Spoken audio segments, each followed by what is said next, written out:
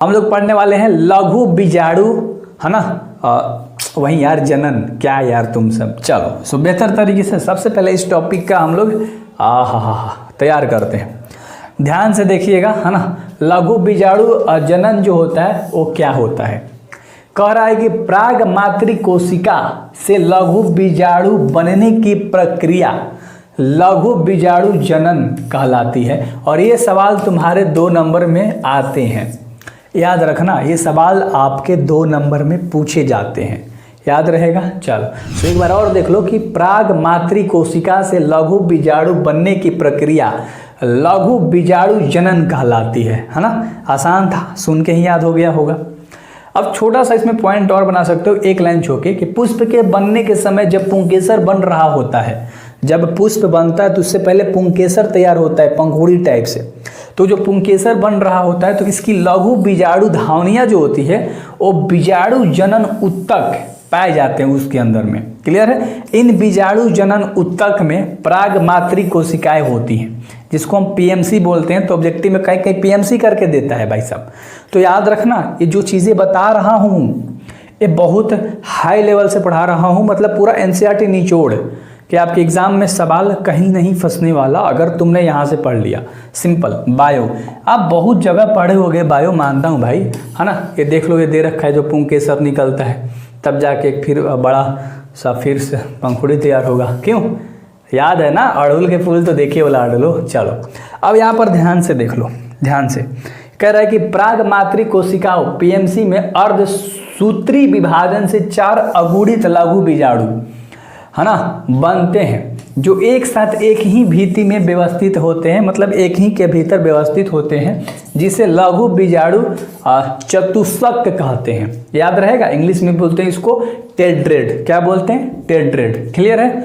लघु बीजाणु चतुष्क की भीति कैलोज नामक कार्बोहाइड्रेट से बनी होती है। और ये सबसे इंपॉर्टेंट सवाल अब तक का VBI में पूछा जाने वाला सवाल है, याद रखना। एक बार और बोलते हैं, लघु बीजाणु चतुष्क के भीति कोलेज नामक कार्बोहाइड्रेट से बनी होती है। तो पूछेगा कि लघु बीजाणु चतुष्क किससे बना होता है, तो कोलेज नामक कार्बोहाइड्रेट से बना होता है। और अच्छे से ये चीज़ याद रख लेना, है ना।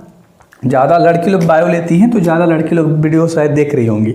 सो अच्छे तरीके से आपको करना है, क्लियर तरीके से सारी चीज़ें करनी है। जितनी चीज़ें करा रहा हूँ दिमाग में होनी चाहिए, या नोट्स बनाओ। क्लियर है। या बाद में एग्जाम से पहले अगर 1 शॉट देख रहे हो तो भाई तुम्हें तो पछतावा हो ही रहा होगा कि कहिए से चैनल कहाँ था, हाँ, इतना डिटेल तरीके से। और उसके बारे में थोड़ा सा एक और छोटा सा पॉइंट है, मैं क्यों छोड़ूँ, हर पॉइंट को बताऊँगा। कह रहा है कि लघु बीजाणु चतुष्क की प्रत्येक कोशिका में समसूत्री विभाजन होता है। क्या होता है? लघु बीजाणु चतुष्क की प्रत्येक कोशिका में समसूत्री विभाजन होता है, जिससे 2 कोशिका युक्त यानी कि कायिक और जनन कोशिका, है ना, 2 कोशिका मिली हुई रहती हैं। कौन कौन? कायिक और जनन कोशिका। वो परागकण का निर्माण होता है, तब जाके एक परागकण का निर्माण होता है। याद रखेगा, याद रहेगा, बोलो हाँ। लघु बीजाणु चतुष्क के प्रत्येक कोशिका में समसूत्री विभाजन होते हैं, जिससे 2 कोशिका युग्म जो कायिक और जनन कोशिका परागकण को बनाते हैं, है ना, निर्माण करते हैं। तो परागकण भाई बनता है 2 चीज़ों से मिलकर, कायिक और जनन कोशिका से, है ना। चलो सो ये याद हो गया होगा। अगर हम लोग आगे बात करें परागकण का स्फुटन, है ना, dehiscence of the pollen grains, ध्यान से देखिएगा इस टॉपिक को। मैं कोई भी यार चीज़ जब पढ़ाता हूँ सो समय कभी नहीं बर्बाद किया। आप इंग्लिश उठा लो, हिंदी उठा लो, मैथ उठा लो, और अब तो बायो भी पढ़ा रहा हूँ तो बायो भी उठा लो, है ना। देखो परागकण का स्फुटन, है ना, ध्यान से देखना होता क्या है लाडलो। परागकोश से परागकण का बाहर निकलना स्फुटन कहलाता है। लो 1 नंबर का सवाल है, 1 नंबर का सवाल है। 2 नंबर में कभी कभी पूछ देता है, 2 मार्क्स, याद रख लेना। परागकोश से परागकण का बाहर निकलना स्फुटन कहलाता है। है ना, यह निम्न प्रकार से होते हैं, जैसे पराग कोश की टेपिटम व मध्य परत जिसको मिडिल लेयर बोलते हैं, ये नष्ट हो जाता है ना। पराग कोश की टेपिटम व मध्य परत जिसको मिडिल लेयर बोलते हैं नष्ट हो जाती है। और अगला चीज़ याद रख लेना कि अंतस्थंसियम की कोशिकाओं में जल की हानि से उनकी कोशिका भित्ति सिकुड़ जाती है, जिससे इन कोशिकाओं में स्पोटियम, है ना, क्या स्पोटिनियन यह दबाव पड़ता है, जिससे इन कोशिकाओं में दरार हो जाती है, वह परागकण मुक्त हो जाता है। याद रहेगा ये पॉइंट। अंतस्थंसियम की कोशिकाओं में जल की हानि से उनकी कोशिका भित्ति सिकुड़ जाती है। कोशिका भित्ति जो होती है वो बिल्कुल सुकड़ सी जाती है, क्लियर है, जिससे इन कोशिकाओं में अस्टोमियम पर दबाव पड़ता है, जिससे इन कोशिकाओं में दरार हो जाती है एक एवं परागकण मुक्त हो जाते हैं। क्लियर है लाडलो। तो जब दरार आ जाती है, सिकुड़ता है सबसे पहले, फिर दरार आता है, तो फिर ये जो होता है परागकण मुक्त हो जाता है। तो इस तरह से आप शॉर्ट में याद रखो, दिमाग में, आपको लॉन्ग में याद आ जाएगा, है ना। परागकण क्या होता है, ध्यान से देखना। परागकण क्या होता है, परागकण क्या होता है, पोलन ग्रेन्स क्या होता है। और ये भी सवाल तुम्हारे 2 मार्क्स में चांसेस बहुत ज़्यादा होते हैं, तुम्हें देख के ही लग रहा होगा। यह नर युग में कोदित मेल गैमेट्स होता है, मेल गैमेट्स, सॉरी, ठीक है। यह नर युग में कोदित होता है, यह गोलाकार तथा इसका व्यास 25 से 50 mm होता है ना। क्लियर है। तो ये सवाल का आंसर अच्छे से याद होना चाहिए। कह रहा है कि परागकण में 2 भित्तियाँ यानी कि 2 लेयर होती हैं, जिनको चोल कहते हैं। इंग्लिश में क्या कहते हैं, चोल। परागकण में 2 भित्तियाँ होती हैं यानी 2 लेयर होती हैं, जिन्हें चोल कहते हैं। पहला होती है ब्रह्मचोल एक्सिन और दूसरा होती है अंतचोल यानी कि इंटिन। और ये ऑब्जेक्टिव में भाई पूछता है ना, ऑब्जेक्टिव में ये पूछता है ऑप्शन के अकॉर्डिंग। अगला देख लो, सबसे पहले ब्रह्मचोल पार्ट आया हम लोगों का। तो ब्रह्मचोल होता क्या है, यह बाहरी भित्ति यानी आउट लेयर है, यह कठोर व स्पोरोपिलीन की बनी होती है। अब दे देगा कि बताओ बाबू ब्रह्मचोल किसकी बनी होती है, तो कठोर व स्पोरोपिलीन की बनी हुई होती है, उसे हम ब्रह्मचोल कहते हैं। और स्पोरोपिलीन क्या होता है, स्पोरोपिलीन एक कार्बनिक पदार्थ है जो उच्च तापमान, अम्लों और क्षारकों के प्रति अधिक प्रतिरोधी होता है। इसका पाचन करने वाला एंजाइम अभी तक खोजा नहीं गया है जो इसे पचा सकता है, ऐसा एंजाइम अभी तक खोजा नहीं गया है। तो आपको स्पोरोपिलीन भी पता चल गया, ब्रह्मचोल भी पता चल गया। क्लियर क्या होता है ना। मज़ा आ रहा होगा अब तो भाई साहब, है ना। अब तो मज़ा आ रहा होगा कि हाँ भैया बायो में तो मज़ा आ रहा है। एक और पॉइंट है, इसका ध्यान से देखना। कह रहा है कि ब्रह्मचोल असतता होती है, इस पर कुछ छिद्र पाए जाते हैं जिन्हें जनन छिद्र कहते हैं। इस पर स्पोरोपिलीन अनुपस्थित है। क्या है, मतलब इसमें प्रेजेंट नहीं होता है, वो क्या होता है, स्पोरोपिलीन। याद रखना। क्लियर है, तो अच्छे से याद रखना पॉइंट। अगला है अंतचोल इंटिन, है ना। एक्सिल हम लोगों ने जान लिया, ब्रह्मचोल। अब दूसरा है अंतचोल। ये क्या होता है, ध्यान से देखिएगा। यह आंतरिक भित्ति यानी इनर लेयर होता है, अंदर वाला जो भित्ति होती है, अंदर वाला जो लेयर होता है वो होता है। यह पतली व सतत होती है यानी कि बिल्कुल कंटिन्यूअस लगातार होते जाती है, ठीक है। यह सेलुलोज और पेप्टिन की बनी होती है। आंतरिक भित्ति सेलुलोज और पेप्टिन से मिलकर बनी होती है, अच्छे से याद रख लेना। और पतली और बिल्कुल पतली जैसी एक मतलब इसका लेयर होता है ना। और ये जो लेयर होता है अंदर वाला लेयर होता है। क्लियर। अंतचोल ध्यान से देखना में जनन छिद्र अनुपस्थित होता है। अंतचोल में जनन छिद्र उपस्थित होता है और अनुपस्थित होता है, सॉरी ऑब्सेंट होता है। ऑब्सेंट मतलब इसमें होता ही नहीं है। क्या, अंतचोल में जनन छिद्र अनुपस्थित होता है यानी होता ही नहीं है। अगला, परिपक्व परागकण में 2 प्रकार की कोशिकाएं होती हैं। याद रखना, पूछेगा कि परिपक्व परागकण में कितनी तरह की कोशिकाएं होती हैं, तो 2 तरह की।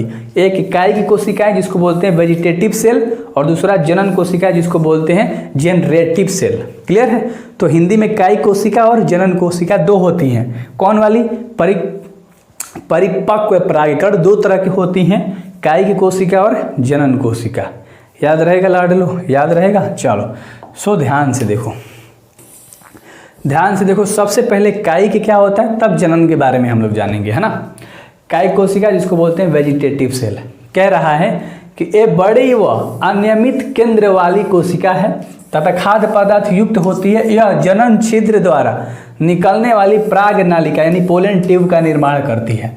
याद रख लेना भाई साहब, काय की कोशिका ही तुम्हारा प्राग नालिका निर्माण करती है ना। ये अगुणित होती है। सो डेफिनेशन याद हो गया होगा। ये बड़ी और अनियमित केंद्र वाली कोशिका है तथा खाद्य पदार्थ युक्त होती है। यह जनन छिद्र द्वारा निकलने वाली प्राग नालिका का निर्माण करती है।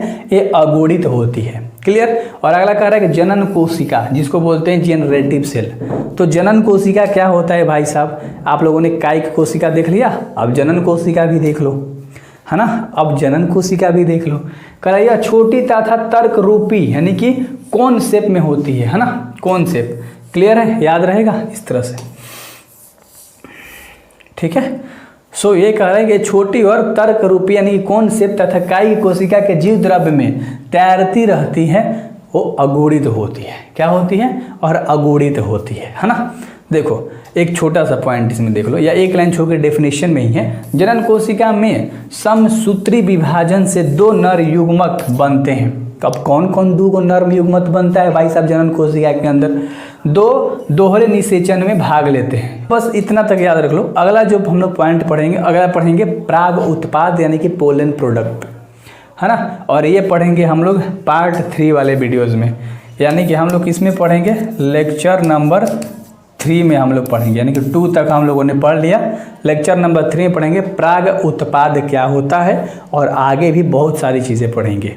सो यार जरूर सब्सक्राइब करो, और डिस्क्रिप्शन में जाके बायो वाले लिंक पे जाके आप ऑल चैप्टर बेहतर तरीके से तैयारी कर सकते हो। सो बेस्ट ऑफ लक मचानी है एग्ज़ाम में। क्यों? सब्सक्राइब कर देना भाई। सो 2 पार्ट तक हम लोग कर लिए थे, और यहाँ तक हम लोग जनन कोशिका तक पढ़ लिए थे, ऊपर तक। यहाँ पर लेक्चर नंबर 2 लिख रखा है, यानी ख़त्म किया था हम लोगों ने। और आज से लेक्चर नंबर 3 स्टार्ट करेंगे, प्राग उत्पाद पढ़ेंगे। अब जिनको नहीं पता है, मैं आपको नोट्स दिखाना चाहूँगा भाई साहब। देख लो कितना खतरनाक लेवल वाली नोट्स है ना। पूरा चीज़ें पढ़ा रहा हूँ। ये नोट्स आपको मिल जाएगा ऐप के ऊपर, अपना ऐप के जाके चेकआउट कर सकते हो। सबसे पहले हमें पढ़ना था प्राग उत्पाद, आज से हमें पढ़ना है, जिसको पोलन प्रोडक्ट बोलते हैं इंग्लिश में।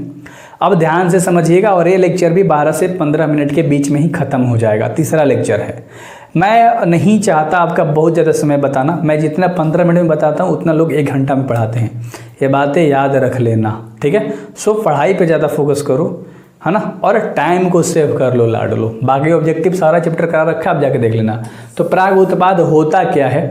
प्राग कण पोषक पदार्थ युक्त होते हैं। इसका उपयोग कार्य क्षमता वृद्धक दवाइयाँ बनाने में किया जाता है, जिन्हें प्राग उत्पाद कहते हैं। तो प्राग उत्पाद क्या होता है भाई साहब? डेफिनेशन याद रख लेना, और 2 मार्क्स में सवाल आपके आने के चांसेस हैं। क्लियर है। सो मैं इस तरह से आपके डेफिनेशन को डिज़ाइन किया हूँ, परिभाषा को डिज़ाइन किया हूँ, जिससे आप अपने एग्ज़ाम में बहुत बखूबी तरीके से एक बेहतर नंबर लेकर आ सकते हो, मचा सकते हो, बिल्कुल फोड़ सकते हो, कतई जहर मचा सकते हो।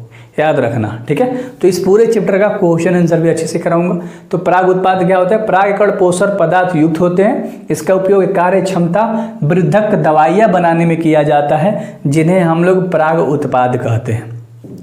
घोड़े व एथलीट के कार्य क्षमता बढ़ाने के लिए प्राग उत्पादकों का प्रयोग किया जाता है। जैसे मान लो इंसान घोड़ा दौड़ाता है रेस में, तो उसकी क्षमता को और बढ़ाने के लिए हम लोग पोलन प्रोडक्ट का इस्तेमाल करते हैं, यानी कि प्राग उत्पाद का इस्तेमाल करते हैं। और ये क्षमता बहुत जल्दी बढ़ा देता है, एनर्जी बहुत ज़्यादा दे देता है ना। तो जो एथलीट्स होते हैं, एथलीट समझते हो, जो दौड़ते हैं यार, जो रनिंग करते हैं, है ना, सब एथलीट्स होते हैं। तो वो लोग प्राग प्रोडक्ट का इस्तेमाल करते हैं, है ना, मतलब प्राग उत्पाद का।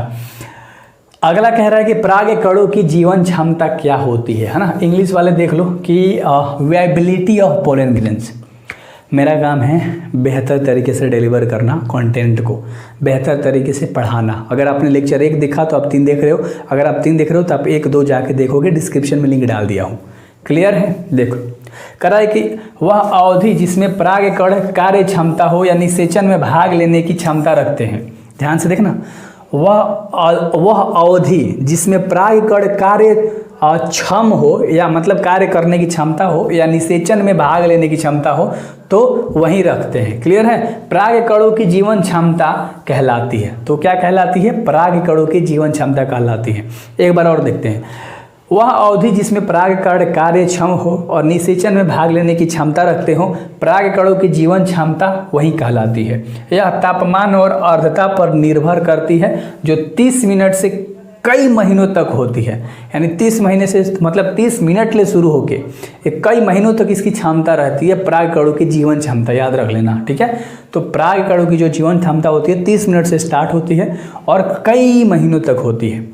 अनाजों में 30 मिनट तक होती है। अनाजों में कितनी? 30 मिनट तक होती है। तो उसके बारे में देख लो अच्छे तरीके से, क्लियर है। और आगे कह रहा है, ध्यान से देखना लाडले पॉइंट को, मलवेसी और राजेसी कई महीने पुरातत्व खुदाई के दौरान खोजा गया खजूर फियोनिक्स से, है ना, डेक्ट लिफेरा 2000 सालों बाद अंकुरित हुआ था। कौन?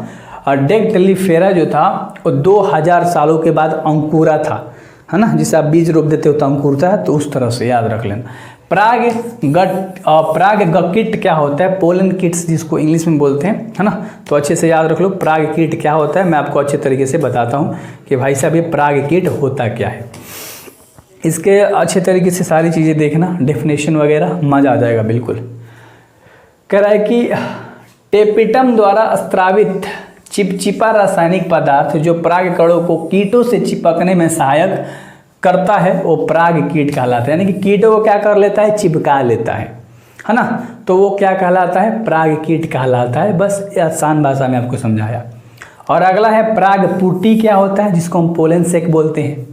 कह रहा है कि चारों लघु बीजाणु धानियाँ विकसित होकर एक थैली या धानी का निर्माण करते हैं, जिसमें परागकण, है ना, और ठसाठस भरे रहते हैं। इस थैली को परागगुप्तकी कहते हैं, याद रख लेना। क्या कहते हैं? परागपुटी कहते हैं यार, है ना, गुप्तकी नहीं। तो चारों लघु बीजाणु धानियाँ विकसित होकर एक थैली या धानी का निर्माण करते हैं, जिसमें परागकण ठसाठस भरे होते हैं, यानी ठूस ठूस के भरे होते हैं। इस थैली को हम लोग परागपुटी कहते हैं, है ना। तो आपको ज़्यादा डिफिनेशन टाइप से ही याद करनी है ना। बायो में तो याद करने वाली ही चीज़ें हैं, बस याद करो और पास हो जाओ। लोग बोलते हैं कि बायो पढ़ लूँगा ना तो फोड़ दूंगा। अरे भाई साहब, इसमें भी बहुत सारे लड़के फंस जाते हैं, क्योंकि ऐसा ऐसा वर्ड आपको दिख रहा है। अगला कह रहा है कि परागकणों द्वारा एलर्जी, किसी को एलर्जी हो जाती है ना, है ना। जैसे कि किसी को खुजली वाली एलर्जी हो जाती है, किसी को मतलब बहुत तरीके से एलर्जी हो जाती है, किसी को दाग धब्बे हो जाते हैं तो उस तरह से एलर्जी हो जाती है, खुजली वाली हो जाती है उस तरह से। तो ये कह रहा है कि परागकणों से कौन सा एलर्जी होता है, ध्यान से देखना। परागकणों में उपस्थित प्रोटीन मानव में एलर्जी उत्पन्न करती है। परागकणों में उपस्थित जो प्रोटीन होती है, परागकण जो है उसके अंदर जो प्रोटीन है ना, वो मानव में एलर्जी उत्पन्न करती है। ऐसे परागकणों को एलर्जन कहते हैं, जैसे गाजर घास, है ना, पॉर्थिनियम के परागकण द्वारा मानव में एलर्जी उत्पन्न की जाती है ना। गाजर घास अगर मानव खाते हो तो उसमें पार्थोनियम के परागकण के द्वारा मानव के अंदर खुजली उत्पन्न किया जा सकता है, इचिक के, है ना, और पूरा दाग धब्बे, इस तरह से एलर्जी कराया जा सकता है। सो अच्छे से याद रख लेना ये चीज़, ठीक है। जो चीज़ नहीं बुझाता 10 सेकंड पीछे जाओ, 20 सेकंड पीछे जाओ, फिर से सुनो, क्योंकि यार तुम पढ़ने के लिए आए हो, समय देखोगे तो मज़ा नहीं आने वाला ना। तुम यहाँ पढ़ने के लिए आए हो, समझो अपने आप को। तो पढ़ने के लिए आए हो तो बस पढ़ने पर ध्यान देना यार। वीडियो पर क्लिक कर दिया मतलब पढ़ना है तुम्हें, कतई कुछ आलतू फालतू नहीं करना है ना। कुछ इस तरह से अपने आप को बनाएंगे हम, लोग देखेंगे और हम करके जाएंगे। मतलब जो टारगेट है उसे करके जाओ, तुम लोगों को देखने दो भाई, समझ रहे हो। जो तुम्हारा लाइफ में एम है, जो एम्बिशंस है, जो तुमने सोचा है, उसे तुम करने पे ध्यान दो। लोगों का काम है तुम्हें बोलना, वो बोलेंगे, दैट्स इट। तुमने टारगेट बनाया है कि मेरा टारगेट 5 साल में पूरा होगा, तुम 1 साल में छोड़ रहे हो, तो कतई एक गलत बात है। लोग 5 साल तक बोल रहे हैं तो उनकी बात इग्नोर करना होगा, क्योंकि आप 6ठे साल सक्सेस होने वाले हो। आपका टारगेट 6 साल का है, 5 साल का है। आप ऐसा टारगेट बना लिए हो जो आपका 2 साल में पूरा होगा। 2 साल से पहले लोग बोलने लगे कि भाई साहब तेरे से तो नहीं हो रहा, ऐसा कर रहा वैसा कर रहा। तो तुम्हें पता है कि जब तुम 2 साल में उसको करोगे तो लोगों की बातें क्यों सुन रहे हो। तुम्हारा टारगेट तो 2 साल का है ना, पहले 2 साल दे के तो देखो यार, समझ रहे हो। हाँ चलो, अगला हम लोग पढ़ने वाले हैं गुरुबीजाणु जनन एवं भ्रूणकोश। ये क्या होता है भाई साहब। तो दोनों अलग अलग चीज़ें हैं। सबसे पहले गुरुबीजाणु जनन हम लोग जानते हैं, ध्यान से देखिएगा। कह रहा है कि गुरुबीजाणु मातृकोशिका से गुजर बीजाणु के निर्माण की प्रक्रिया को गुरु बीजाणु जनन कहते हैं। बस इतना याद रखना, गुरु बीजाणु मातृ कोशिका से गुरु बीजाणु के निर्माण की प्रक्रिया को, यानी कि गुरु बीजाणु मातृ कोशिका से जब गुरु बीजाणु बनेगा तो उसी प्रक्रिया को हम लोग गुरु बीजाणु जनन कहते हैं। कितना अच्छे तरीके से याद करा दिया। सो बायो इंटरेस्टेड चीज़ है, जब आप सुनोगे समझोगे तो आपको अच्छे से याद होने लगेगा।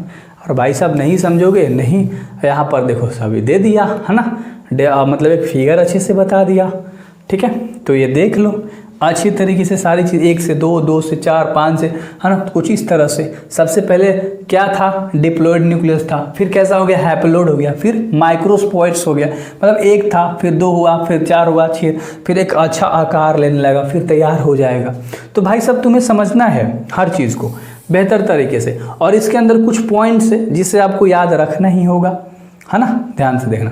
पुष्प के बनने के समय अंडाशय में पाए जाने वाले बीजांड में केवल एक ही द्विगुणित कोशिका पाई जाती है, जिसे गुरु बीजाणु मातृ कोशिका कहते हैं। और यही टॉपिक तो तुम पढ़ रहे थे, तो याद रखो कि पुष्प के बनने के समय अंडाशय में पाए जाने वाले बीज अंड, मान लो एक पुष्प तैयार हो रहा है तो सबसे पहले उसमें बीज आया, तो जो बीज तैयार हो रहा है, जो अंडाशय में पाए जाते हैं ना बीज अंड, केवल एक ही द्विगुणित कोशिका में पाई जाती है भाई साहब, जिसे गुरु बीजाणु मातृ कोशिका हम लोग कहते हैं।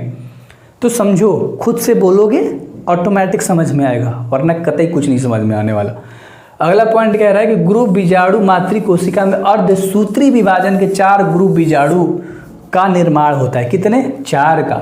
ये चारों गुरु बीजाणु रैखिक के क्रम में नियमित होकर, यानी कि विन्यासित होकर गुरु बीजाणु चतुष्क बनाते हैं, है ना, याद रख लेना, चतुष्क यानी 4, जो बीजांड काय से ढके रहते हैं। किससे?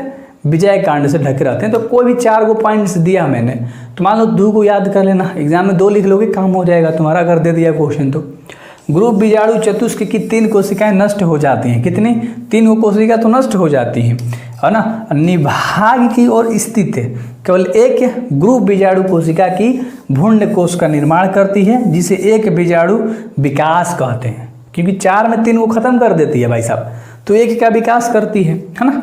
बस इतना याद रख लेना। चलो, और अगला पॉइंट्स देख लो, बहुत सारे पॉइंट्स है यार, क्यों टेंशन ले रहे हो, 4 को लिखना है आपको। गुरु बीजाणु की एक कोशिका में वृद्धि तथा विभाजन होता है, जिससे 2, 4, 8 केंद्रकों का निर्माण होता है। गुरु बीजाणु की एक कोशिका में वृद्धि तथा विभाजन होता है, वृद्धि तो होता है, बढ़ोतरी तो होता है, साथ में बंटवारा हो जाता है, किसके रूप में? 2 के 4 के 8 के रूप में। तो भाई इस तरह से निर्माण होता है, समझ गया। अगला देख लो, 8 केंद्रों में से 3 केंद्रक बीजांड द्वारा की जाते हैं। 8 केंद्रों में से 3 केंद्रक बीजांड द्वार की जाते हैं तथा 2 सहायक कोशिकाओं व 1 अंड कोशिका का निर्माण करते हैं, है ना। अगला पॉइंट कह रहा है कि दोनों सहायक कोशिका व 1 अंड कोशिका मिलकर अंड समुच्चय या अंड उपकरण बनाते हैं। और अगला पॉइंट आपका कह रहा है कि 3 केंद्रक निभाग की ओर जाकर प्रतिस्थांत कोशिका का निर्माण करते हैं। तो देखो कितना चीज़ है, कोई भी 3 को 4 को उठा लो स्क्रीनशॉट में, और 2 को है ले लो।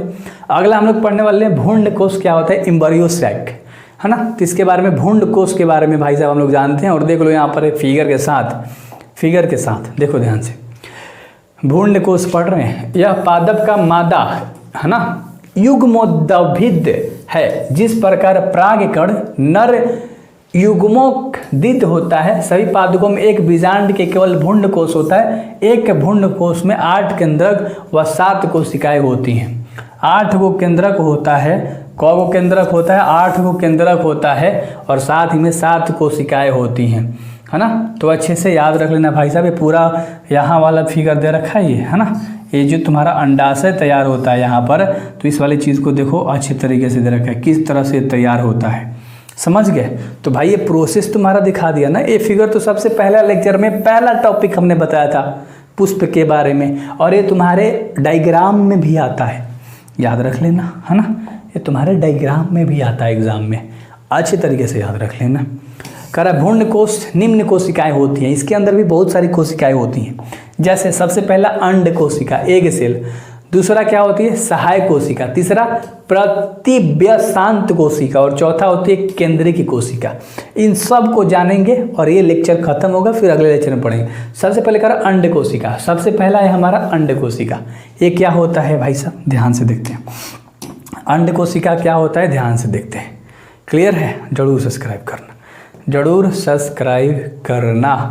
देखो ध्यान से, अंड कोशिका क्या होता है।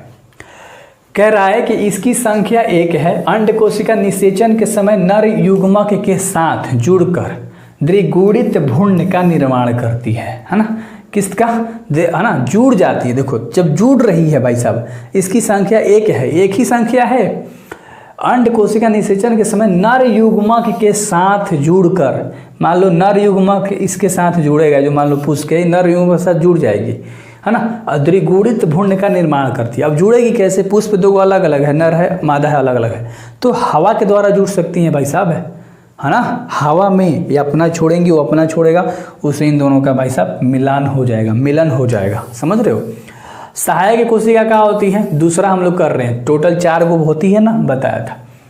कर रहा है कि भ्रूण कोश में 2 सहायक कोशिकाएं होती हैं। कितनी, 2, जो बीजांड काल से पोषक पदार्थ का अवशोषण करती हैं तथा प्राग नालिका को बीजांड की ओर आकर्षित करने वाले रसायनों का स्त्राव करती हैं। तो ये अच्छे से याद रख लेना कि भ्रूण कोश क्या होता है। क्लियर है लाडलो, यार कुछ भी नहीं है बायो, 2 बार आपको पढ़ना ही पड़ेगा।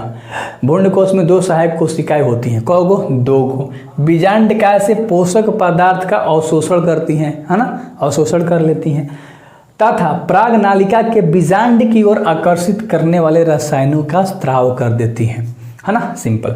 अब देखो अगला सहायक कोशिका क्या होता है। कह रहा है कि सहायक कोशिका तथा अंड कोशिका मिलकर अंड उपकरण बनाते हैं। तो ये थोड़ा सा एक छोटा सा पॉइंट था, नॉट अ टॉपिक, है ना। तीसरा टॉपिक यहाँ है, हम लोग दूसरे के अंदर जान रहे हैं कि सहायक कोशिका और अंड कोशिका जब ये दोनों मिलेगी भाई साहब, तो एक अंड उपकरण तुम्हारा बनेगा। याद है ना। तो बायो में इस तरह से ऑब्जेक्टिव करना है, रटोगे भाई साहब मज़ा नहीं आएगा। मैंने ऑब्जेक्टिव टोटल कराया है, प्लेलिस्ट में लिंक डाला है टोटल चैप्टर का, इंपॉर्टेंट वाला, समझ लिए। हाँ तो इस तरह से करो ना यार, सिर्फ सब्सक्राइबर मत देखो यूट्यूबर की, नहीं सब्सक्राइबर देखोगे कैसा भी कंटेंट मिलेगा। जो स्टार्टिंग से मेहनत कर रहा है ना भाई, वो तुम्हें एकदम रियल कंटेंट देगा, याद रखना। और यहाँ पर रियल तुम्हें मिलेगा, और मैं लिखित दे सकता हूँ इस बात की, है ना। कह रहा है कि प्रतिव्यसांत कोशिका क्या होता है। प्रतिव्यसांत कोशिका क्या होती है, भ्रूण कोश निभाग की ओर 3 कोशिकाएं प्रतिव्यसांत कोशिकाएं होती हैं। भ्रूण कोश विभाग की ओर 3 जो होती है ना कोशिकाएं, वो प्रतिव्यसांत कोशिकाएं होती हैं भाई साहब। निषेचन के बाद ये नष्ट हो जाती हैं। जब निषेचन होगा तो ये क्या हो जाएंगी, नष्ट हो जाएंगी। हाँ, केंद्रीय की कोशिका क्या होता है भाई साहब, अगला चौथा है जो कि लास्ट है। भ्रूण कोश के मध्य में 2 ध्रुवीय केंद्रक होते हैं जो एक नर युग्मक से निषेचित होकर त्रिगुणित भ्रूणपोष का निर्माण करते हैं। याद रहेगा, हाँ बिल्कुल। तो ये आसान सा था, और मैं आपको इसका दिखाता हूँ फिगर, भाई साहब देख लो, है ना। ये फिगर है तुम्हारा, अब समझाने की जरूरत नहीं है, क्लियर है। प्रागकण एवं इसके प्रकार। सबसे पहले हम लोग देखते हैं प्रागकण। कि प्रागकण पादपों में युग्मक स्थानांतरण, यह प्रक्रिया प्रागकण द्वार से होती है, मतलब प्रागकण के द्वारा होता है। पादपों में जो युग्मक का ट्रांसफर होता है ना, मतलब अदलाव बदलाव जो होता है, वो किसके द्वारा, प्रागकण के द्वारा होता है, याद रख लेना। तो ये प्रक्रिया के द्वारा तुम्हारा पादपों में युग्मक का ट्रांसफर होता है, यानी कि स्थानांतरण होता है। अगला कह रहा है कि प्रागकोश के स्फुटन के पश्चात प्रागकणों का, है ना, स्त्री केसर के वातिकाग्र तक जाना क्या कहलाता है भाई साहब, प्रागण कहलाता है। तो दे सकता है कि प्रागण होता क्या है। तो प्रागकोश के स्फुटन के पश्चात प्रागकणों का स्त्री केसर वातिकाग्र तक जाना प्रागकण कहलाता है। शुद्ध डेफिनेशन करोगे तो एग्जाम में नंबर आएगा। पहले सुन लो, प्रागकण के स्रोतों के आधार पर प्रागकण निम्न प्रकार से होते हैं, यानी कि इसके बहुत सारे प्रकार होते हैं प्रागकण के।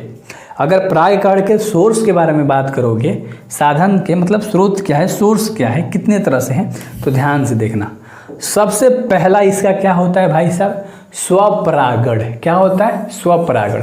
और दूसरा होता है परपरागण, याद रख लेना, सेल्फ पोलिनेशन। और एक होता है जेनोगेमी, है ना इंग्लिश में। हिंदी में तो स्वपरागण और परपरागण। याद हुआ? याद करते चलेंगे, याद करते ही चलेंगे। क्यों? सही बोल रहा हूँ ना मैं, ध्यान से देखो। स्वपरागण क्या होता है लाडलो? इस प्रकार के परागण में परागकण उसी पादप के पुष्प पर पहुंचते हैं। याद रखना, इस प्रकार के है ना परागण में जो परागकण होते हैं उसी के पादप के पुष्प पर पहुंच जाते हैं। या दो प्रकार के होते हैं, ये भी दो प्रकार के होते हैं भाई। परागण भी दो तरह के होते हैं। फिर आगे हम लोग पढ़ेंगे पर परागण, तो अभी बाकी है, ध्यान से देखना। तभी स्वपरागण पढ़ रहे हो, ये भी दो तरह के होते हैं। कौन कौन भाई साहब होते हैं? सबसे पहला होता है स्वयुग्मन। क्या होता है? स्वयुग्मन होता है। तो याद रखना दो तरह से होता है भाई साहब। तो सबसे पहला हम लोग पढ़ रहे हैं स्वयुग्मन, ठीक है। जब पुष्प के परागकण उसी पुष्प के वर्तिकाग्र तक पहुंचते हैं तो यह समयुग्मन कहलाता है। तो ये तो आपको याद हो गया होगा। और दूसरा है क्या? सजात पुष्पी परागकण। ध्यान से देखना, ये क्या होता है? जब पुष्प के परागकण उसी पादपों के अन्य पुष्प के वातिकाग्र तक पहुंच जाते हैं तो उसे सजात पुष्पी परागकण हम लोग कहते हैं लाडलो। तो ये तुम्हारे है ना दे देगा 2-2 नंबर के, है ना, सवाल के अंदर, तो अच्छे से याद रख लेना। अब एक छोटा सा चीज़ है कि स्वयुग्मन तथा सजात पुष्पी परागण को सम्मिलित रूप से स्वपरागण, यानी कि इंग्लिश में उसको हम लोग क्या बोलते हैं भाई साहब? सेल्फ पोलिनेशन कहते हैं। याद रहेगा, स्वयुग्मन तथा सजात पुष्पी परागण को सम्मिलित रूप को, यानी कि इन दोनों के सम्मिलित रूप को, मिले हुए रूप को हम लोग क्या कहते हैं भाई साहब? स्वपरागण कहते हैं। बस इतना याद रख लेना। अपने से भी मुंह से बोलो यार, कुछ तो बोलो। ये बायो है, थोड़ा सा टेढ़ा वर्ड आपको मिलने वाला है।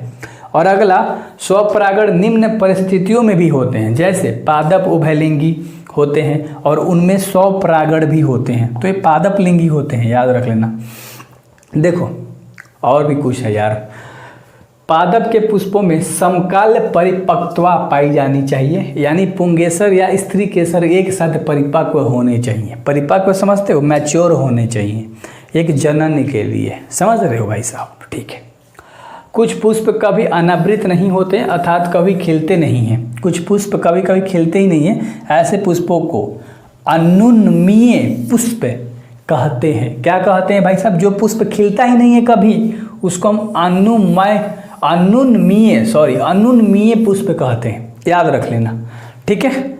और अनुन्मीय पुष्पों में स्वपरागण होता है, जैसे वायोला, है ना, सामान्य पंछी जिसको हम बोलते हैं, और एक होता है ओकजेलिस, और एक होता है कोमलिन, है ना। तो अच्छे से याद रख लेना भाई साहब, ठीक है।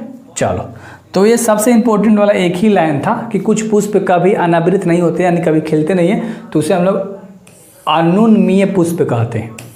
और अगला हम लोग पढ़ने वाले हैं स्वपरागण। क्या पढ़ने वाले हैं? स्वपरागण, है ना। चलो, स्वपरागण, है ना। ये बायो में थोड़ा सा टेढ़ा टेढ़ा वाला वर्ड है यार, मजाक मत उड़ाना। बाकी सारे सब्जेक्ट जाकर मेरे देखो कैसे पढ़ाता हूँ यार। बायो भी तो अच्छा पढ़ा रहा हूँ कौन सा दिक्कत है? बायो में क्या ही पढ़ाना होता है, हैं? जो चीज़ है सब बताया, डेफिनेशन लिखवा रखा है, फिगर दे रखा है। अब क्या पढ़ोगे भाई? यही तो पढ़ाना होता है ना। ऑफलाइन भी नहीं पढ़ रहोगे ऐसा, सही बता रहा हूँ मैं, ठीक है। कह रहा है कि यह सरल होता है। जो स्वपरागण होता है एक बिल्कुल सरल, बहुत साधारण सा होता है। परागकण व्यर्थ नहीं होते हैं, अतः इनकी कम संख्या में आवश्यकताएं होती हैं, मतलब बहुत कम मात्रा में इसकी आवश्यकताएं होती हैं। पादपों में शुद्ध वंश क्रम बना रहता है। हानिकारक जीन जाति में नहीं आते हैं, ये नुकसान करने वाले जाति में स्वपरागण नहीं आते, ठीक है। पुष्प को मकरंद स्रावित करने की आवश्यकताएं नहीं होती हैं। तो बिल्कुल 3 पॉइंट्स याद रख लेना अच्छे तरीके से, क्योंकि अगर मान लो पूछ देगा कि स्वपरागण होता क्या है, तो 3 पॉइंट्स बना के लिख सकते हो। और स्वपरागण के हानियाँ, है ना, इससे क्या हानियाँ हो सकती है, ध्यान से देखना। सबसे पहला, बीजों में संकर युज गुण कम होते हैं, यानी कि बीज में इसका मतलब बहुत कम गुण होता है ना। चलो, और अगला, पादप विकास की संभावनाएं कम होती है ना, यानी कि मान लो अगर ये होगा कि नहीं होगा, इस तरह से। और पादपों में उत्पादकता कम होती है। तो ये भाई हानियाँ थी, है ना। अब आगे हम लोग पढ़ने वाले हैं परागकण होता क्या है, ध्यान से देखना, यानी कि पर परागकण। यही तो 2 तरह से, स्वपरागकण और पर परागकण। तो हम लोग पर परागकण अब पढ़ने वाले हैं। जब परागकण है ना पराग कोश से दूसरे पादप के पुष्प के वातिकाग्र पर पहुंचते हैं तो उसे हम लोग पर परागकण कहते हैं। एक बार और करते हैं, थोड़ा सा लगा होगा आपको कि भाई याद नहीं हुआ। जब परागकण पराग कोश से दूसरे पादप के पुष्प के है ना वातिकाग्र पर पहुंचते हैं तो उसे हम लोग पर परागकण कहते हैं। इसे हम लोग इंग्लिश में जेनोगैमिक ही कहते हैं, याद रख लेना, ठीक है। पराग ध्यान से लेना, पर परागकण के लिए निम्न परिस्थितियां होती हैं। तो इसके लिए बहुत अलग अलग परिस्थितियां यानी कि सिचुएशंस अलग अलग डिफरेंट सिचुएशन होती हैं। पहला पुष्प एकलिंगी, दूसरा जब पुष्प में विषकाल परिपक्वता पाई जाती है। क्या भाई साहब? जब पुष्प में विषम काल परिपक्वता पाई जाती है। और तीसरा पुष्प में स्वबंध्यता पाई जाती है अर्थात उसी पुष्प के परागकण वातिकाग्र पर अंकुरित नहीं हो सकते। माने कि कह रहा है कि पुष्प में स्वबंध्यता पाई जाती है अर्थात उसी पुष्प के परागकण यानी वातिकाग्र पर फिर से दोबारा उत्पत्ति नहीं ले सकते, माने कि अंकुरित नहीं हो सकते। तो ये बस याद रख लेना एक ही जगह पे, ठीक है। तो ज़्यादा कुछ नहीं याद रखना है, थोड़ा थोड़ा चीज़ें आपको याद रखनी है। ये देखो स्त्री केसर पुकेसर की अपेक्षा अधिक लंबी होती है जिसे विषम वर्तिकाएँ कहते हैं। तो ये पॉइंट भाई देख लो एग्जाम में आया है ना, ध्यान से देखना। विषम वर्तिकाते होता क्या है? तो स्त्री केसर पुकेसर की उपेक्षा अधिक लंबी होती है, ज़्यादा लंबा हो जाती है, तो उसी को हम लोग विषम वर्तिकाते कहते, ठीक है। अगला कह रहा है भाई साहब पर परागकण के लाभ।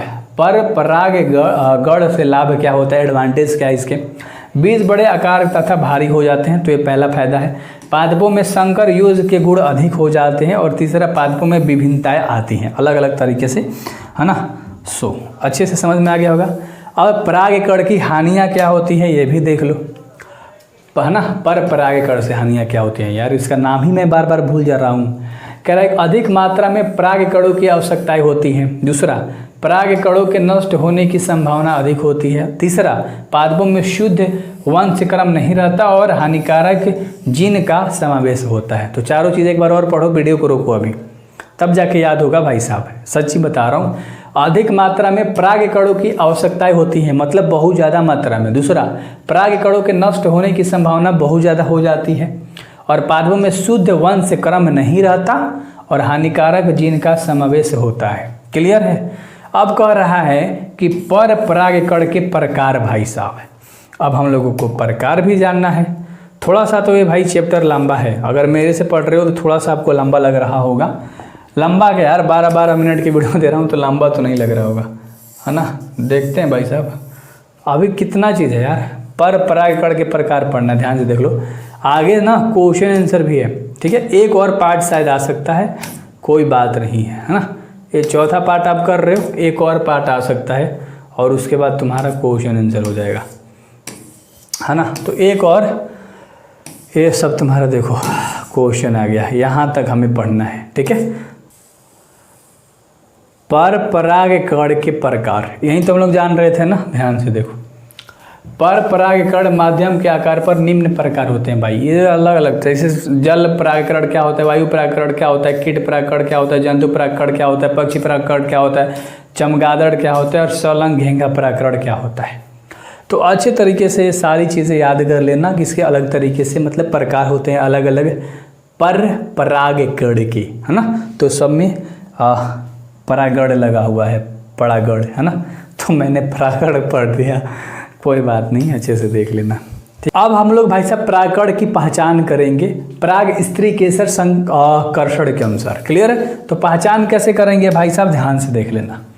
कराएगी जब परागकण के द्वारा, है ना, जब परागण के द्वारा वातिकाग्र तक पहुंच जाते हैं, याद रखना, परागण के द्वारा वातिकाग्र तक पहुंच जाते हैं तो परागकण व वातिकाग्र के रासायनिक घटकों के मध्य परस्पर क्रिया द्वारा यह निश्चित किया जाता है कि वातिकाग्र पर पहुंचने वाला परागकण ठीक उसी जाति का है, क्योंकि परागण के द्वारा गलत प्रकार से परागकण यानी दूसरी पादप जाति का भी उसी वातिकाग्र पर आ जाते हैं। तो ये थोड़ा सा लंबा आपको लग रहा होगा पहचानने का नियम, बट भाई साहब अगर ध्यान से देखोगे तुम और बहन साहिबा भी, तो आप इसको रिलेट कर पाओगे।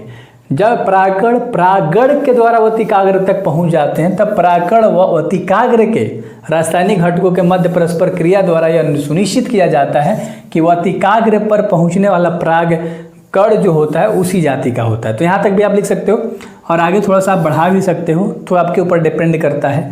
स्त्री केसर में प्रागकण की पहचान करने की क्षमता होती है, यानी कि जो स्त्री केसर होता है वो भाई साहब पहचान कर सकता है किसकी, बताओ, प्रागकण की। ठीक है, कि प्राग गलत है या सही है, वो मतलब आइडेंटिफाई कर सकती है जो स्त्री केसर होती है कि भाई साहब ये जो प्रागकण है वो सही है या गलत है, तो प्रागकण की पहचान वो कर सकती है।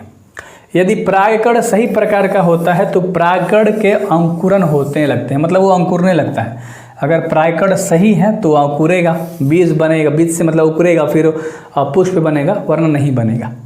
यदि प्रागकण गलत प्रकार का होता है तो स्त्री केसर द्वारा प्राग की मतलब अस्वीकृति किया जाता है, अस्वीकृति किया जाता है, मतलब एक्सेप्ट नहीं किया जाता है। जिसे प्रागकण के अंकुरण नहीं हो पाता है तो उसे एक्सेप्ट ही नहीं किया जाता है, क्योंकि वो अंकुर ही नहीं सकता है, बीज बन ही नहीं सकता है। भाई साहब अगर बो दोगे तो निकलेगा ही नहीं, समझ जाना, है ना। और अगला कहा कि प्रागकण की पहचान करने के पश्चात प्राग नालिका यानी पोलन ट्यूब का निर्माण होता है। क्लियर है लाडलो, तो ये चीज़ बस याद रखना। और प्राग नालिका रासायनिक युग के द्वारा विंजार्ड की ओर हो जाती है, तो ये इंपॉर्टेंट नहीं है। 2-3 पॉइंट्स बस खाली याद किया करो, क्योंकि एग्जाम में तुम्हारे पास डायरेक्ट पूछेगा कि प्रागकण की पहचान क्या होती है। तो 2-3 पॉइंट्स बस आपको याद कर लेने हैं, ज़्यादा नहीं। वैसे तो मैंने बहुत सारे पॉइंट्स बना रखे हैं और मैं आपको बेहतर तरीके से बताता हूँ। तो वही चीज़ें हैं कि हम लोग जितना पढ़ाए उतना नहीं पढ़ना होता, अपने से 2-3 पॉइंट्स पढ़ने होते हैं भाई साहब, लेकिन टीचर पूरा आपको बताएगा, भाई उसका काम ही क्या है, समझ रहे हो। सो बेहतर तरीके से आपको सारी चीज़ें करनी है। प्रागकण का अंकुरन, भाई साहब ये प्रागकण जो होता है ये अंकुरता कैसे है भाई साहब, निकलता कैसे है।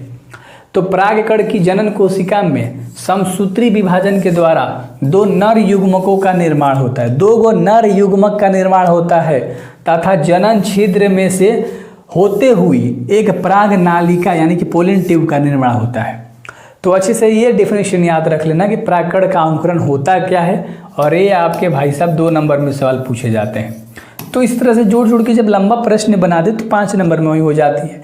जैसे ऊपर प्रागकण बताया था, उसके लाभ हानि ये सब भी पूछ दे तो 5 नंबर बन जाएगा, समझ रहे हो लाडोलो। हाँ चलो, तो ये प्रागकण जो है वो सबसे लंबा टॉपिक है, आप भी देख लिए है ना। चलो, सो अच्छे तरीके से आप सारी चीज़ें देख चुके हो इस चैप्टर में।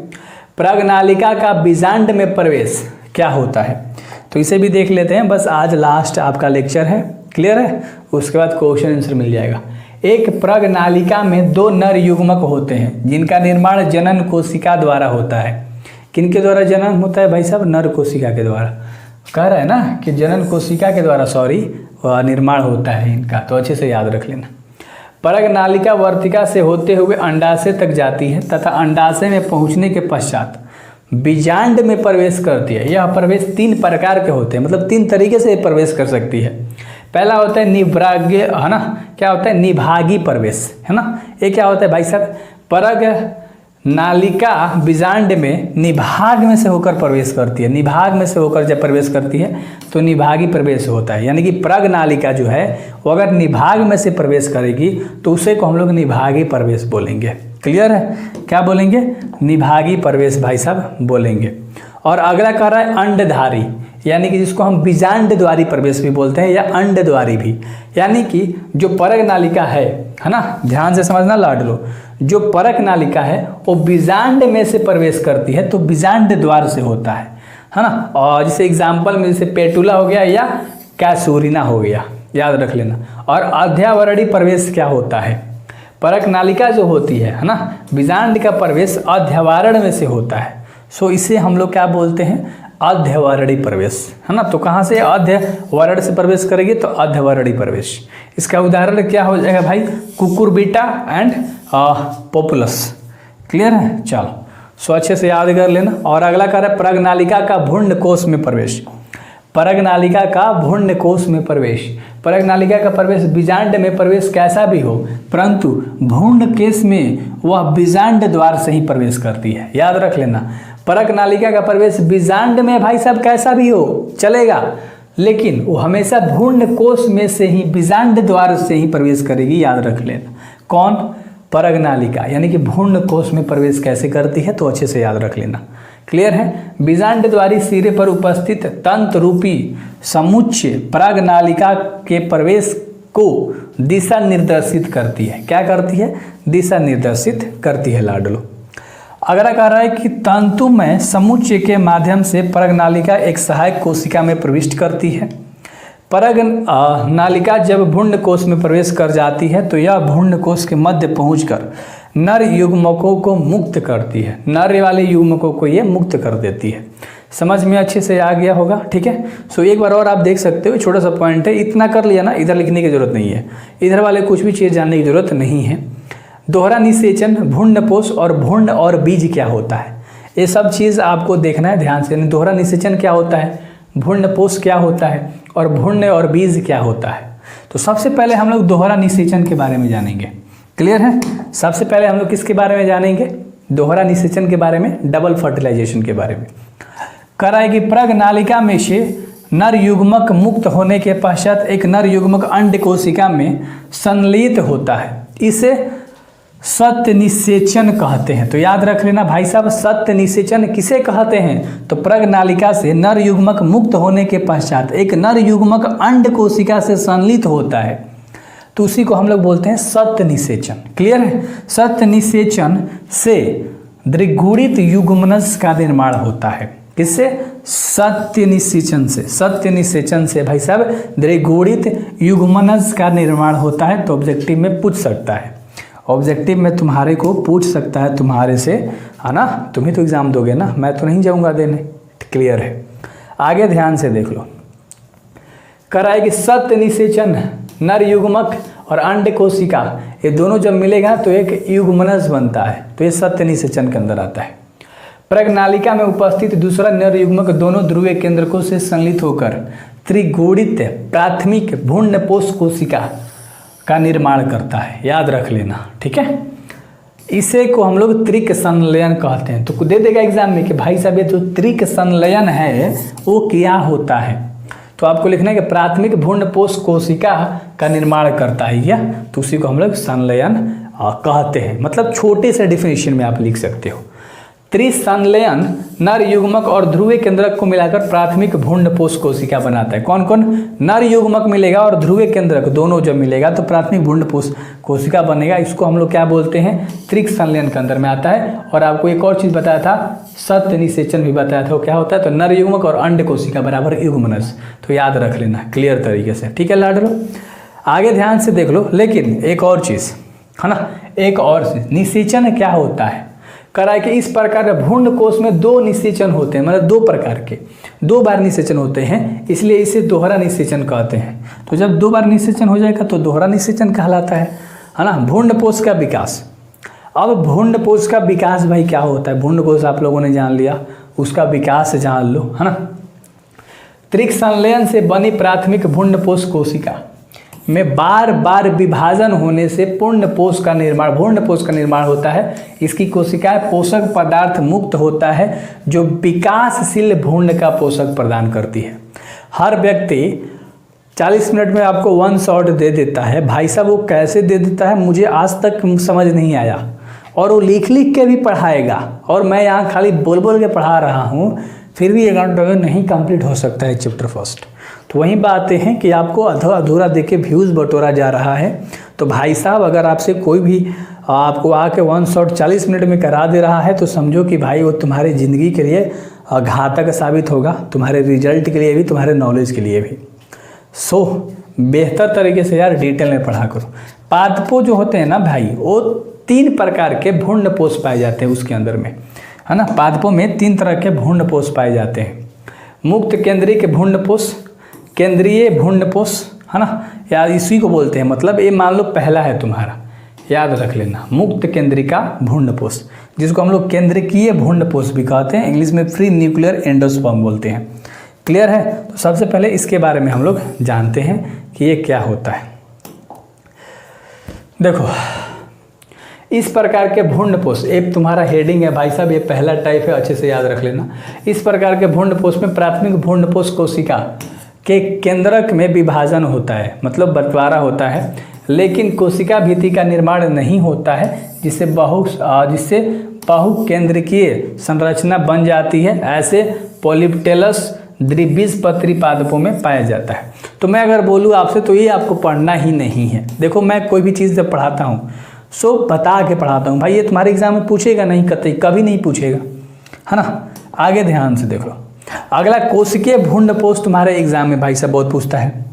कोशिकीय भ्रूणपोष क्या होता है, और ये भाई साहब तुम्हारे लिए VVI है, क्या ही बताना, बहुत ज़्यादा इंपॉर्टेंट है। इस प्रकार के भ्रूणपोष का निर्माण प्राथमिक भ्रूणपोष कोशिका में केंद्रक विभाजन के साथ कोशिका भित्ति का भी निर्माण होता है, बस याद रख लेना, ठीक है। ऐसा सामान्यतः गैमोपिटलस द्विबीजपत्री पादपों में होता है। उदाहरण में देख लो, धतूरा हो जाएगा, धतूरा के पौधा आपको पता है ना, पिटूनिया आदि, ये 2-3 चीज़ें याद रख लो, आपको कोशिका भ्रूणपोष याद हो गया होगा। तो इसका स्क्रीनशॉट ले लो। और इससे रिलेटिव कुछ है, हेल्बियम भ्रूणपोष क्या होता है, भ्रूण का विकास कैसे होता है, तो कुछ और चीज़ें हैं जो मैं इसी वीडियोज़ में आपको बता के चैप्टर पूरा सुहा करने वाला हूँ, समझना ध्यान से। हेलोबियल भ्रूणपोष क्या होता है, इस प्रकार के भ्रूणपोष में कोशिका कोशिका व केंद्रकीय दोनों प्रकार की व्यवस्था पाई जाती है। याद रखना, इस प्रकार के भ्रूणपोष में है ना कोशिकीय और केंद्रकीय दोनों प्रकार की व्यवस्था पाई जाती है। प्राथमिक भ्रूणपोष कोशिका में शुरुआती विभाजन होते हैं। इसमें प्राथमिक भ्रूणपोष कोशिका में लाडलो है ना क्या होती है, शुरुआती विभाजन होती है। तो इसमें कोशिका भित्ति बन जाती है, क्या बन जाती है, तो इसमें कोशिका भित्ति बनती है, परंतु बाद में केवल केंद्रक का विभाजन ही होता है, ठीक है। तो जब आप 10 सेकंड फिर पीछे करके सुनोगे तो आपको याद हो जाएगा। भ्रूण का विकास मैं जल्दी खत्म करना चाहता हूँ, क्या होता है, तो भ्रूण का विकास क्या होता है लाडलो, ध्यान से देखना, भ्रूण का विकास क्या होता है। द्विगुणित युग्मनज से भ्रूण का निर्माण होने की प्रक्रिया भ्रूणोद्भव कहलाती है। क्या कहलाती है, भ्रूणोद्भव, है ना, भ्रूणोद्भव कहलाती है भाई साहब, एम्ब्रियोजेनेसिस। भाई इंग्लिश अच्छे से पढ़ लेता हूँ, हिंदी वाली भाई बहुत खतरनाक चीज़ होती है। जब भ्रूणपोष का निर्माण हो जाता है तो युग्मनज में विभाजन प्रारंभ होता है, जिससे विकासशील भ्रूण का पोषण प्राप्त होता है। तो अच्छे से याद रख लो, और कुछ नहीं बताऊंगा, ठीक है। बस तुम्हारा एक और है बीजपत्री, अब भ्रूण विकास क्या होता है लाडलो, ध्यान से देख लो, ठीक है। ये चीज़ें पर तुम्हारा अब चैप्टर भाई सब खत्म हो गया, है ना। ज़्यादा हिचिक पिचिक वाली बातें नहीं करनी, है ना, जितना भी था सब मैंने पढ़ा दिया। आगे आपको क्वेश्चन आंसर करना है, सो ध्यान से देख लो ये चीज़ें। द्विबीजपत्री भ्रूण विकास क्या होता है, इस प्रकार के भ्रूण विकास का अध्ययन नामक, है ना, कुशरी-फेरी पादप में किया गया है। किसमें, कुशरी-फेरी पादप में किया गया है।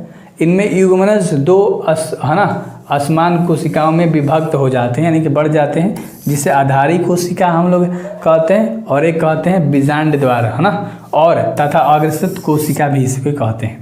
तो थोड़ा सा देख लेना, थोड़ा सा पढ़ लेना, इंपॉर्टेंट इतना ही था, 2 ही लाइन इंपॉर्टेंट था, तो मैंने बता दिया कि द्विबीजपत्री भ्रूण का विकास कैसे हो सकता है ना, मतलब आप आगे वाला पढ़ सकते हैं। आधारी कोशिका में अनुप्रस्थ विभाजन से 6-10 कोशिकाओं से बनी संरचना बनती है, जो निलंब कहलाता है। निलंबक की प्रथम कोशिका आकार में बड़ी होती है, जिसे हम लोग चुस्कांग कहते हैं। क्लियर है, तो चुस्कांग कहते हैं भाई, देख लो चुस्कांग, है ना, तो चुस्कांग कहते हैं। तो आगे पढ़ सकते हो। उम्मीद करता हूँ भाई साहब आप सबको ये लेक्चर पसंद आता है ना, और आप सब बेहतर तरीके से पढ़ाई करती हो। तो मैं चाहता हूँ भाई मचाओ, अपने एग्ज़ाम में फोड़ दो, कति जहर मचा दो। आपका भाई आपके साथ खड़ा है, बिल्कुल रिलैक्स रहो, मचा सकते हो। पुष्पीय पादपों में लैंगिक जनन, है ना, इसे ध्यान से समझिएगा। कह रहा है कि पुष्प रूपांतरित प्रो होता है, यह एंटियोस्पर्म का जननांग होता है।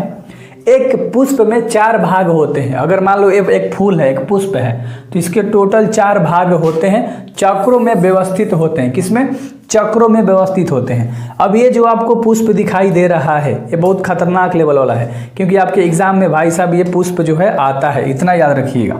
क्लियर है, मैं क्या बोल रहा हूँ कि ये जो पुष्प है आपके एग्जाम में आता है, ठीक है।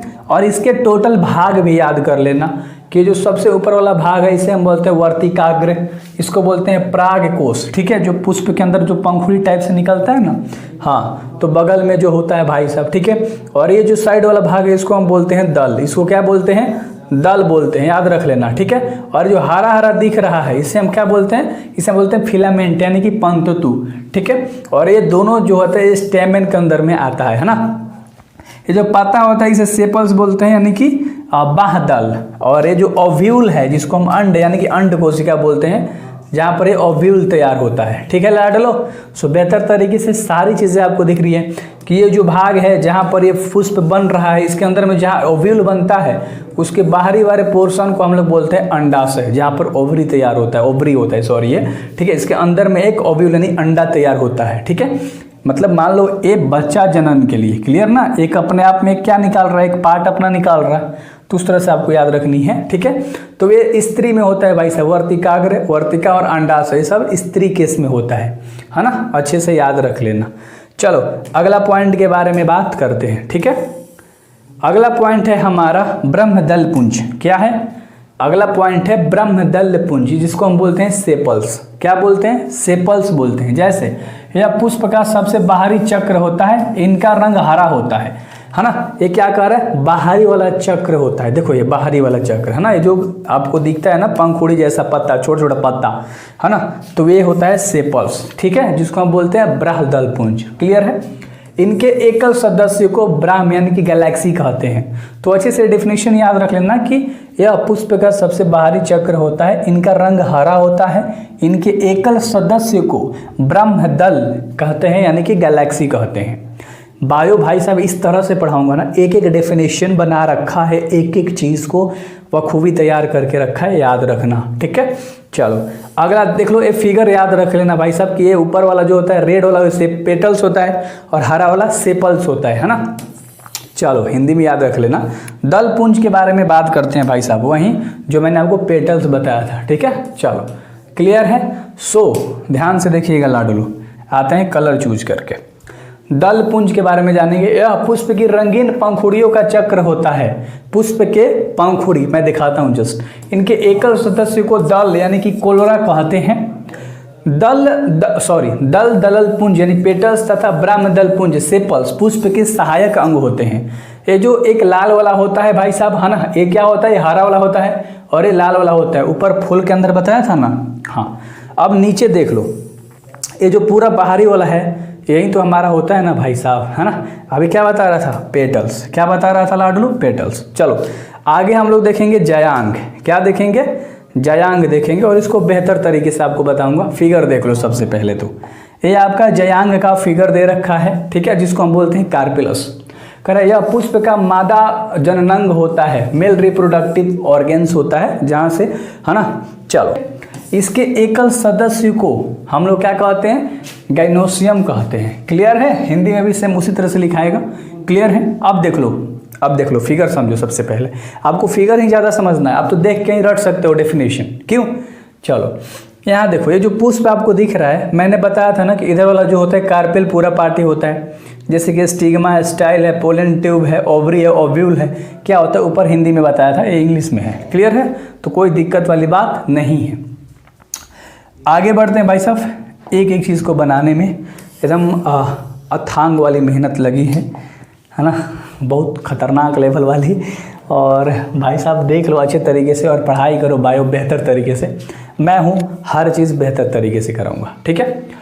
कह रहा है कि पुमांग क्या होता है, एंड्रोसियम, ठीक है। यह पुष्प का नर जननांग होता है, फीमेल रिप्रोडक्टिव सिस्टम होता है, यानी कि औरत वाली, ठीक है। इसके एकल को पुंकेसर कहते हैं, यानी कि स्टेमेंस कहते हैं। क्लियर है, क्लियर है ना। चलो सो आपको अच्छे तरीके से सारी चीज़ें पता लग रही हैं, और फिगर भी दे रखा है, तो उसमें पार्ट दे रखा है, आप देख सकते हो कैसा होता है पुपंग, है ना। पॉइंट ध्यान से देखना, उसी का पॉइंट है। पुमंग यानी स्टेमेन तथा जाइंग यानी कि जिसको बोलते हैं गाइनोशियम पुष्प के जननांग हैं, जिसे हम इंग्लिश में रिप्रोडक्टिव ऑर्गन कहते हैं। तो हिंदी में कह सकते हो पुमंग जायांग पुष्प के जननांग अंग होते हैं। पुष्प की खेती करना, अगर आप पुष्प की खेती करोगे तो उसे हम लोग क्या बोलते हैं, फ्लोरिकल्चर। क्या बोलते हैं, फ्लोरिकल्चर कहते हैं। ऑब्जेक्टिव में पूछेगा, 1 नंबर में तुम्हारे को पूछेगा एग्जाम में, है ना, कि अगर तुम फूल की खेती कर रहे हो या पुष्प की खेती करने को हम लोग क्या बोलते हैं, फ्लोरिकल्चर। क्लियर है। अगला देख लो भाई साहब, पुंकेसर की रचना, है ना। पुंकेसर का बनावट कैसा होता है। पुंकेसर के 3 भाग होते हैं। सबसे पहला पराग कोश, दूसरा योजी और दूसरा पुतंतु। क्या होता है? पुतंतु, है ना। चलो, तो सबसे पहले पराग कोश की संरचना हम लोग देखेंगे, एक एक पार्ट करके बेहतर तरीके से देखेंगे। तो सबसे पहला पार्ट है पराग कोश। सबसे पहला पार्ट क्या है? पराग कोश है। क्या कह रहा है? पराग कोश की संरचना यानी स्ट्रक्चर ऑफ एथर। कह रहा है कि पराग कोश पुंकेसर का ऊपरी फूला हुआ भाग होता है। ऊपर वाला भाग है जो फूला हुआ दिख रहा है ना आपको, ये ऊपर वाला भाग जो फूला वाला भाग होता है। पराग कोश द्विपालिका चतुष्कोष्ठीय होता है भाई साहब। कैसा? चतुष्कोष्ठीय। ठीक है, तो ये जो दिख रहा है, सॉरी ये नहीं, ए लवा चतुष्कोष्ठीय, ये जो दिख रहा है ना, ए लवा भाग होता है तुम्हारा। ये क्या होता है? पराग कोश होता है। ये ऊपर वाला भाग नहीं होता। ठीक है, सॉरी मिस्टेक से, जल्दी में। चलो, तो ये लवा भाग तुम्हारा क्या होता है लाडलो? बताओ, एक तुम्हारा भाग क्या होता है? पराग कोश होता है। क्लियर है? आगे छोटा सा पॉइंट है तो फिगर के साथ ही हम लोग करेंगे, टेंशन मत लो। देखो ध्यान से, यहाँ पर दे रखा है, कह रहा है कि यानी कि पराग कोश 2 पालियों में बटा होता है। कितने? 2 पालियों में, एगो एंथर और एगो फिलामेंट्स, तथा प्रत्येक पाली 2 कोष्ठकों में बटी हुई होती है। लंबवतः खांच प्रवाह को दोनों पालियों को अलग करते हुए तंतु तक जाता है। तो ये आपको याद करने की जरूरत नहीं है, मैंने आपको समझाने के लिए लिखा है। क्लियर तरीके से भाई साहब, 2 भागों में ये बढ़ जाता है, बस इतना याद रख लेना। और अगला कह रहा है कि पराग कोश के प्रत्येक कोष्ठकों में लघु बीजाणु धानियाँ पाई जाती हैं, है ना। और सबसे पहला लघु बीजाणु धानियाँ होती क्या है? लघु बीजाणु धानी होता क्या है? देखो, इसको हम लोग अच्छे तरीके से जानते हैं। यहाँ पर दे रखा है, लघु बीजाणु धानी एक थैली है जिसमें लघु बीजाणु का निर्माण होता है, जिसमें प्राग मातृकोशिका या लघु बीजाणु मातृकोशिका पाई जाती है। ये दिख रहा है ना बेहतर तरीके से भाई साहब। फिगर थोड़ा फट रहा है क्योंकि गूगल से उठा रखा है, तुम समझ रहे हो इस तरह से कितना मेहनत लगता है सब बनाने में। इन लघु बीजाणु मातृकोशिकाओं के द्वारा पराग कणों का निर्माण होता है। पराग कणों का निर्माण होता है, छोटे छोटे, है ना, आपको दिख ही रहा है। चलो आगे देख लो। लघु बीजाणु धानी की संरचना में 4 कह रहा है विभितियाँ होती है। जैसे सबसे पहला होता है ब्रह्म त्वचा, जिसको एपिडर्मिक बोलते हैं इंग्लिश में।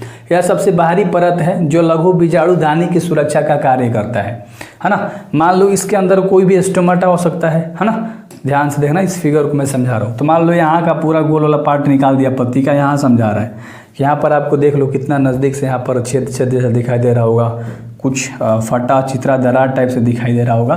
तो यही ब्रह्म त्वचा है, यानी कि बाहरी वाला ये त्वचा है, जैसे हम लोग के स्किन का त्वचा है, कितना मुलायम दिख रहा है। इसको भी जूम करोगे तो बहुत खुरदर टाइप से दिखाई देगा। तो सेम इसी तरह से ये भी तुम्हारा दिखाई दे रहा है भाई साहब, ब्रह्म त्वचा। सारे ऑब्जेक्टिव कर रखे हैं, प्लेलिस्ट में आपको मिल जाएगा, डिस्क्रिप्शन में बायो के लिंक्स मिल जाएंगे। क्लियर है? आगे बढ़ें, चलो आगे बढ़ते हैं। और अगला है दूसरा नंबर का, ये 4 भागों में है ना। देखो ध्यान से, दूसरा कह रहा है अंतिस्थिसियम, जिसको हम बोलते हैं इंडोस्थेसियम। ठीक है, तो ये क्या है? अंतिस्थिसियम हिंदी में, और इंग्लिश में बोलते हैं इंडोस्थेसियम। कह रहा है कि यह ब्रह्म त्वचा एपिडर्मिक्स के अंदर की ओर पाई जाती है। अंदर की ओर, मान लो ये पत्ता हमने ले लिया, इसका जो बाहर का त्वचा है ये पत्ता मान लेना, तो बाहर का जो त्वचा है इसके अंदर वाला भाग में ये पाया जाता है। क्या पाया जाता है? अंतिस्थिसियम। यह सुरक्षा तथा पराग कोश के स्फुटन का कार्य करता है। याद रहेगा ना किसका काम करता है? बिल्कुल। तो इसी तरह से आपको सारी चीज़ें पढ़ती हुई चलनी है। याद रखना है कि आज पहला क्लास में हम लोगों ने क्या पढ़ा, देख लो, ये बाहर वाला भाग ही दे रखा है किस तरह से, है ना। बढ़िया ले फिगर देख सकते हो, कोई दिक्कत है ही नहीं भाई साहब, है ना। हर चीज़ को अच्छे से बता रखा है, आप फिगर से भी याद रख सकते हो। अगला कह रहा है कि मध्य परत। मध्य परत क्या होता है? यह अंतिस्थियम के अंदर की ओर 2-3 कोशिकाओं की परत होती है भाई साहब। एक परत हमने बताया था, उसके अंदर होता है एंथोसियम, उसके अंदर वाली परत में 2-3 वो और परत होता है। जैसे इस तरह से एक परत हो गया, 2 परत हो गया, तो ये तीसरा परत है, फिर उसके अंदर ये सब है ना। तो ये क्या होता है? मध्य परत है, यानी कि बीच वाला भाग में चले गए हो, पत्ती के एकदम बीच वाला भाग में, है ना, अंदर टाइप से। क्लियर है? चलो अगला देख लो। अगला तुम्हारा है टेपिटम। अगला क्या है? टेपिटम, जिसको बोलते हैं इंग्लिश में भी टैपिटम। कह रहा है कि यह मध्य परत के अंदर की ओर की परत होती है। अब ये मध्य के भी अंदर देख लो, ये मान लो 4 को मध्य वाला था, हमने बताया था आपको बीच वाला, उसके भी एगो अंदर और परत होता है ना। याद रख लेना, वही होता है टेपिटम। क्लियर है? यह बहुकेंद्रीय तथा सघन जीवद्रव्य वाली कोशिकाओं से बनी होती है। ये किससे बनी होती है? याद रखना, बहुकेंद्रिक तथा सघन जीवद्रव्य वाली कोशिकाओं से बनी होती है, उसे हम बोलते हैं टेपिटम। क्या बोलते हैं? उसे हम टेपिटम बोलते हैं। क्लियर? सो बायो यार इंटरेस्टिंग लग रहा होगा, और इसके मतलब टोटल पार्ट्स हैं जो कि आपके एग्जाम में नहीं आएंगे, बेसिकली मैंने ले रखा था समझाने के लिए। इसका कार्य बीजाणु ऊतकों को पोषण प्रदान करना होता है। सो देख लो, इसके द्वारा वसा युक्त यूबिसिन कणों में स्त्राव किया जाता है, जिन कणों में स्पोरोपिलिन होता है, तथा साथ ही इसके द्वारा IA यानी कि इंडोल एसिटिक अम्ल हार्मोन का स्त्राव होता है। क्लियर है? आगे ध्यान से देख लो भाई साहब, योजी क्या होता है?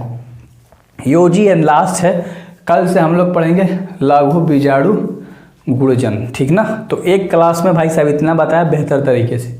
योजी क्या होता है? यह परागकोश के पुतंतु से जोड़ता है, यह परागकोश को पुतंतु से जोड़ता है, जिससे हम लोग बोलते हैं योजी। और पुतंतु क्या होता है? यह तंतु पुष्प के पुष्पासन से जोड़ कर रखता है। क्लियर है? तो मतलब जुड़ा रहता है, सॉरी। तो ये 2 पॉइंट याद रख लेना कि योजी क्या होता है और पुतंतु क्या होता है। बेहतर है। सो एक क्लास में भाई साहब पहला लेक्चर आपका आज हुआ, और बहुत छोटा छोटा लेक्चर दूंगा, और इसका प्लेलिस्ट बना दूंगा चैप्टर फर्स्ट का। बेहतर तरीके से आप पढ़ सकते हो एंड मस्ती से मचा सकते हो। क्लियर है? तो लाइन बाय लाइन सारे लेक्चर करोगे तभी तुम्हारा डिटेल में ये चैप्टर फर्स्ट जो है वो पूरा होगा, है ना। वरना भाई साहब त्याग देना, है ना। बेस्ट ऑफ लक लाडलो मचाने के लिए यार, एग्जाम में फोड़ देना है ना, कतई जहर मचानी है। Best of luck.